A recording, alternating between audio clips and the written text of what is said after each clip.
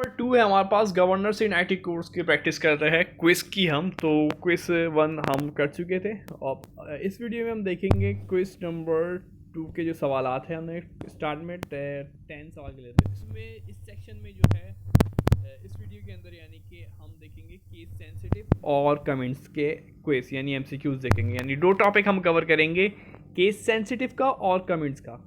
तो सबसे पहला जो सवाल आ रहा है इसमें यानी कि मैंने नंबरिंग स्टार्ट किए, पहले 10 हो चुके थे, अब यानी कि 11 जो है यानी इस वीडियो का पहला सवाल है। वैसे हम जो है टोटल जो है उससे नंबरिंग से चलेंगे।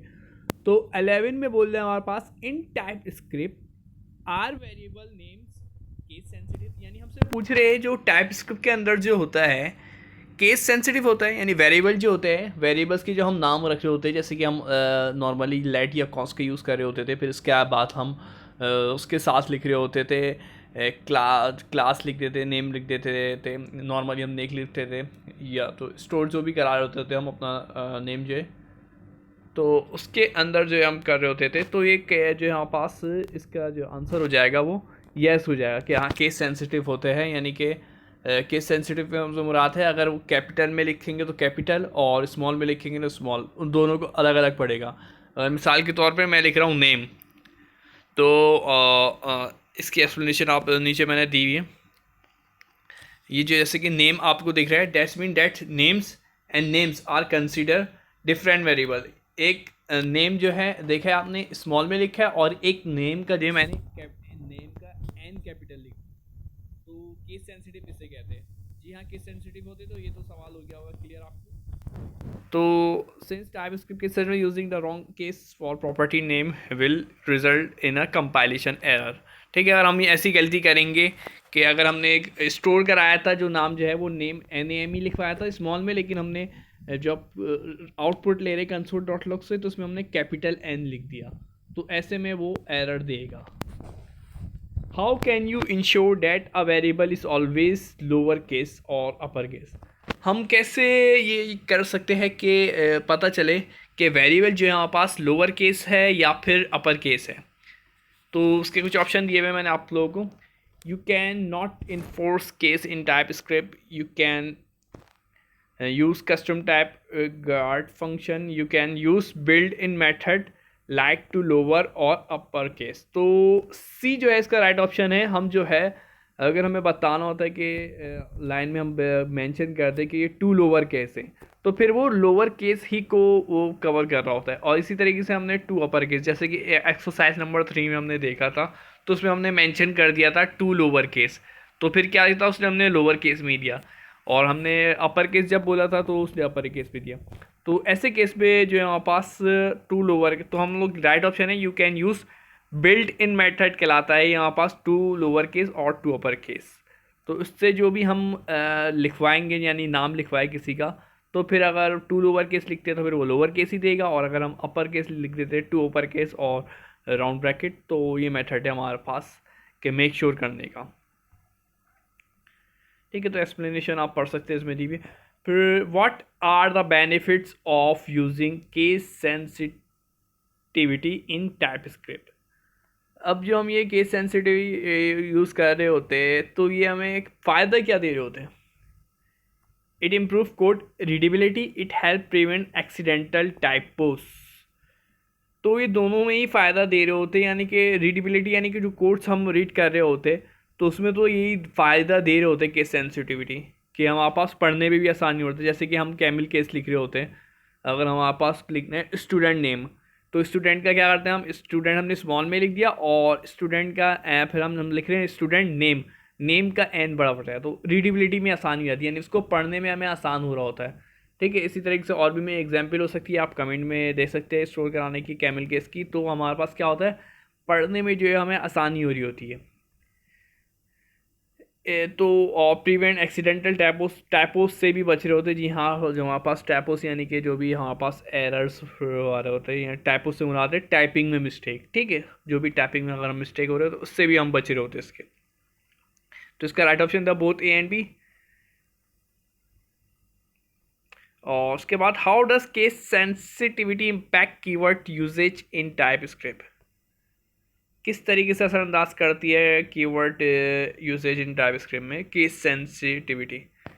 तो यहाँ पास किस तरीके से अंदाज कर रही होती है यहाँ पास, keyword are always case sensitive, क्योंकि कीवर्ड जो है हमारे पास वो हमेशा केस सेंसिटिव होते हैं। पहला था नॉट और दूसरा डिपेंड ऑन स्पेसिफिक। ठीक है, कीवर्ड कैसे केस सेंसिटिव होते हैं हमने अभी बात कर दिया कि अगर हमने स्मॉल नेम जो कि मैंने मिसाल दी थी दोबारा से भी लेंगे, अगर हमने नेम स्मॉल में लिखा है और हम console.log में जब हम जाए और नेम को कैपिटल लिख दें, या तो पूरा कैपिटल लिख दें या सिर्फ नेम का एन कैपिटल लिख दें, तो वो जो है केस सेंसिटिव होते हैं, तो वो थोड़ा हमारे पास एरर थ्रो करेगा। तो keyword are always case sensitive है। तो नेक्स्ट जो है हमारे पास 15, अब जो हमारे पास स्टार्ट हो रहे हैं वो कमेंट के हो रहे हैं। ऊपर जो हमने 4 देखे थे वो हमारे पास थे कौन से टॉपिक से, केस सेंसिटिव के। इसी तरीके से 15 में भी था, the following is not a valid way to create a single line comments TypeScript. तो 4 ऑप्शन दिए हुए हैं, उसमें से बोले कौन सा दुरुस्त तरीका नहीं है, नहीं बोला है, ठीक है, नहीं है किसके लिए, सिंगल लाइन कमेंट का। याद होगा हमने जब कमेंट्स पढ़े तो हमने तो 2 चीज़ें पढ़ी थी, एक सिंगल लाइन कमेंट और एक डबल लाइन कमेंट। तो पूछ रहे सही तरीका कौन सा नहीं है सिंगल लाइन कमेंट करने का। तो आप देख रहे होंगे ऑप्शन, आपको नज़र आ रहे होंगे ऑप्शन। तो ए तो आपको दिख रहा होगा single, this is single line, forward slash डाल दिया है, फॉरवर्ड स्लैश डाल के ये सही तरीका है। लेकिन हमसे पूछा है नॉट, मैंने यहाँ पे नॉट लिखा, अगर हमारे पास नॉट नहीं होता तो ऑप्शन राइट ए होता, लेकिन यहाँ पे नॉट नहीं लगा, या वो सॉरी यहाँ पे नॉट लगा हुआ है, इसी वजह से ए तो सही तरीका है। हमें बताना है सही तरीका कौन सा नहीं है। तो सही तरीका जो है हमारे पास ऑप्शन बी है, उसमें आप देख सकते हैं वो मल्टी लाइन कमेंट का ऑप्शन है, ठीक है। ऑप्शन बी आप आंसर में भी देख सकते हैं, आंसर बी दे क्या है, फॉरवर्ड स्लैश लगा हुआ है, फिर उसके बाद स्टैरिक लगा हुआ है, फिर उसके बाद उसके अंदर जो भी हम कमेंट करना चाहते हो अपनी मर्जी से कर लिया, this is not a single line comment, और फिर एंड के अंदर स्टार और फॉरवर्ड स्लैश। ये जो बी ऑप्शन है ये यूज़ किया जाता है मल्टी लाइन कमेंट्स के लिए। वैसे हम सिंगल लाइन्स के लिए भी यूज़ कर सकते हैं, लेकिन ये तरीका सही नहीं है, मतलब होता है ना रूल, ऐसा नहीं है कि आप इस्तेमाल ना करें, लेकिन सही तरीका नहीं है ये, क्योंकि सही तरीका जो है सिंगल लाइन के लिए वो फॉरवर्ड स्लैश जो है 2 बार फॉरवर्ड स्लैश जो आ रहे होते हैं वो यूज सही तरीका है। इसी तरीके से what is the purpose of using comments in TypeScript code. Comments का यूज़ करने का हमारे पास टाइप स्क्रिप्ट के अंदर मतलब पर्पस पूछ रहा हूँ हमारे पास क्या है, what is the purpose of using comments in TypeScript code. Purpose क्या है हमारे पास कमेंट को यूज़ करने का। To add decorative text to the code, हम डेकोरेटिव टेक्स्ट करना चाहते हैं, यानी टेक्स्ट को सजाना कर चाहते हैं कमेंट्स के। To explain functionality and improve code readability, या तो हम एक्सप्लेन करना चाहते हैं फंक्शनलिटी और इम्प्रूव करना चाहते हैं कोड की रीडेबिलिटी को, या to change behaviour of code run time, behaviour change करना चाहते to define new keywords in the language, या तो हम नए लैंग्वेज। तो राइट ऑप्शन है टू एक्सप्लेन फंक्शनलिटी, यानी कि जो भी हमने कोडिंग के अंदर यूज़ किया होता है तो हम चाह रहे थे उसकी फंक्शनलिटी को। ये लाइन में मैंने मिसाल के तौर पर एक लाइन में मैंने स्टोर कराया है नाम, किसी स्टूडेंट नेम स्टोर कराया है, तो मैं उसके आगे कमेंट करके लिख देता हूँ कि जो है मैंने इसमें स्टूडेंट नेम स्टोर कराया है, ठीक है, और इसकी मैंने डिटेल, इसका पूरा बायोडेटा स्टोर करवाया हुआ है इस लाइन में। तो मैं क्या कर रहा हूँ, फंक्शनलिटी को एक्सप्लेन कर रहा हूँ, और ये इम्प्रूव करता है कोड की रीडेबिलिटी को भी। इम्प्रूव कैसे कर रहा है कोड की रीडेबिलिटी को भी, क्योंकि आप जब कोड रीड कर रहे हैं तो बहुत सी चीज़ें, अब एक हमने प्रोग्राम बना लिया और उस प्रोग्राम में क्या किया, वो प्रोग्राम समझ लें मिसाल के तौर पे 6 महीने पुराने हैं। अब हम 6 महीने पुरानी चीज़ याद नहीं रहती कोडिंग के में उसमें, तो अब वो हम जब रन कर रहे हैं और उसमें हमें कुछ ऐड वगैरह करना है, तो अगर हमने कमेंट्स किए हुए थे, यानी कि कुछ लाइन में हमने बताया हुआ था कि इस लाइन को रिमूव नहीं करना, या तो हमने कमेंट्स करके बताया हुआ था ये जो फाइल है हमारे पास ये मैंने यहाँ से इंपोर्ट की हुई है, और या तो मैंने ये आपने रेफरेंस दिया कुछ भी दिया हुआ कि ये लाइन जो है काफ़ी इंपॉर्टेंट है और इसकी कोडिंग जो है इस मेथड से मैंने की हुई है, ठीक है। तो ये क्या हो गया, इम्प्रूव हो रही है कोड की रीडेबिलिटी, यानी पढ़ने में आसानी हो रही है कोड की। एक तो नॉर्मली है, लेकिन हमने कमेंट्स करके जो इम्पॉर्टेंट पॉइंट थे जो कि हमने बता दिए ताकि वो बाद में हमारे पास आसानी हो जाए। तो राइट ऑप्शन तो आपको समझ गए बी था। 17 देख लेते, can comments can use to disable code execution in TypeScript. क्या हम कमेंट जो है इस्तेमाल कर सकते हैं डिसेबल कोड करने के एग्जीक्यूशन टाइप स्क्रिप्ट में? Yes, by placing name before the code you want to disable कर सकते हैं। Before the code you want, और बी में बोले no comments have no impact on the code execution, बोले कमेंट जो है कोई इम्पैक्ट नहीं करते हैं, जबकि देख लेते हैं।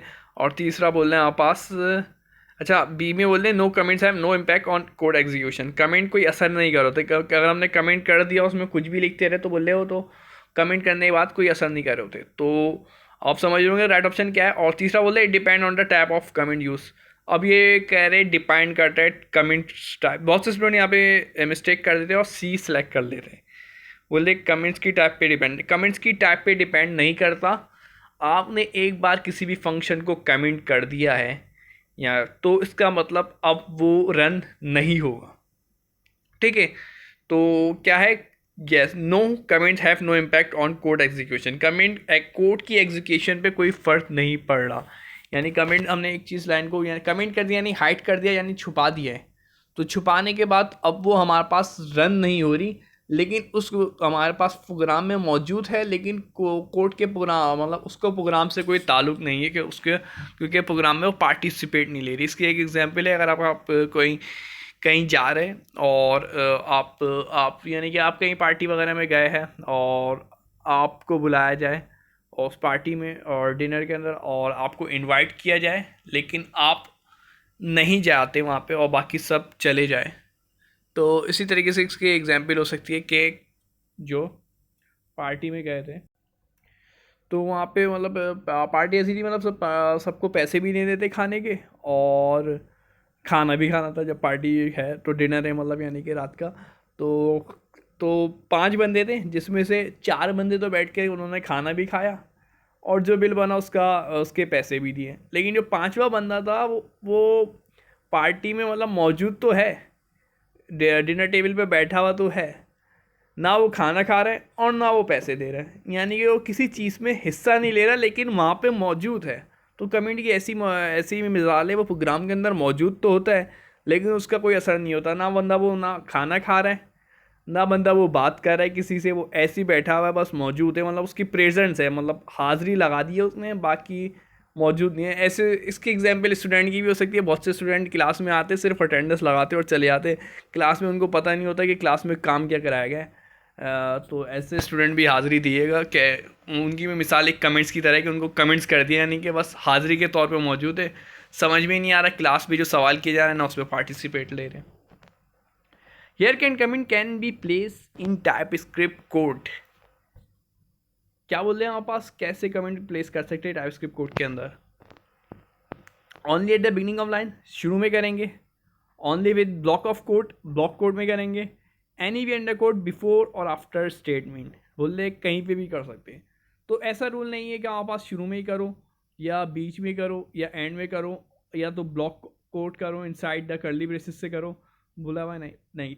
सी जो है राइट ऑप्शन है, हम एनी वेयर कहीं पे भी कर सकते हैं, बिफोर हो या आफ्टर स्टेटमेंट के, यानी कि स्टेटमेंट स्टोर कराते हैं। आपने नॉर्मल यूज़ किया होगा, मैंने प्रोग्राम में भी करा है कि लेट के अंदर जैसे कि नेम लिखा और नेम में बता दिया ये स्ट्रिंग और स्ट्रिंग में नाम सेव करा दिया बाबर, और फिर आगे उसके उसी लाइन के आगे हम कर सकते हैं। ऐसा नहीं है शुरू में ही करना, उसी लाइन के आगे भी मैं फॉरवर्ड स्लैश डाल के कमेंट्स कर सकता हूँ कि ये स्ट्रिंग है मैं, ठीक है। ऐसा नहीं कि मुझे लेट से ही पहले बिफोर भी कर सकते हैं और आफ्टर भी कर सकते हैं। एग्जाम्पल थी, which of the following is an appropriate use of multi-line comment in type script। कौन सा जो है ज़्यादा बेहतर तरीका है बोल ले मल्टी लाइन के लिए? पहले आया था हमारे पास सिंगल लाइन के लिए, अब आया है मल्टी लाइन के लिए। तो मल्टी लाइन का हमें पता ही है कौन सा तरीका है, जो इसमें से बी जो है राइट ऑप्शन है, क्योंकि मल्टी लाइन के लिए हमेशा क्या यूज़ किया जाता है? मल्टी लाइन की अगर हम बॉडी को समझे तो उसमें होता है सबसे पहले फॉरवर्ड स्लैश, फिर आता है स्टैरिक, और फिर जो भी हम उसके अंदर मैसेज लिखना चाह रहे हैं वो हमारी मर्ज़ी का होता है, और फिर जो है दोबारा से जब मैसेज ख़त्म होता है तो हम उसके एंड में स्टैरिक और दोबारा से फॉरवर्ड स्लैश डालते हैं। तो ये तरीका होता है मल्टी लाइन कमेंट्स करने का, ठीक है। तो उम्मीद है वीडियो को पसंद आई होगी आपको, तो चैनल को सब्सक्राइब ज़रूर कर दिएगा और लाइक कर दिएगा और एक अच्छा सा कमेंट भी कर दिएगा, जो आपसे हमेशा से रिक्वेस्ट रहती है। तो इसी तरीके से और मज़ीद भी आपके लिए क्विज के MCQs प्रैक्टिस टॉपिक वाइज लाते रहेंगे। आज की टॉपिक में हमने यानी कि आज 2 टॉपिक कवर किया हमने, केस सेंसिटिव और कमेंट्स, और नेक्स्ट भी इसी तरीके से टॉपिक वाइज हम कवर करते हैं और टेस्ट की प्रैक्टिस भी होती रहेगी हमारी। शुक्रिया, अल्लाह हाफिज़।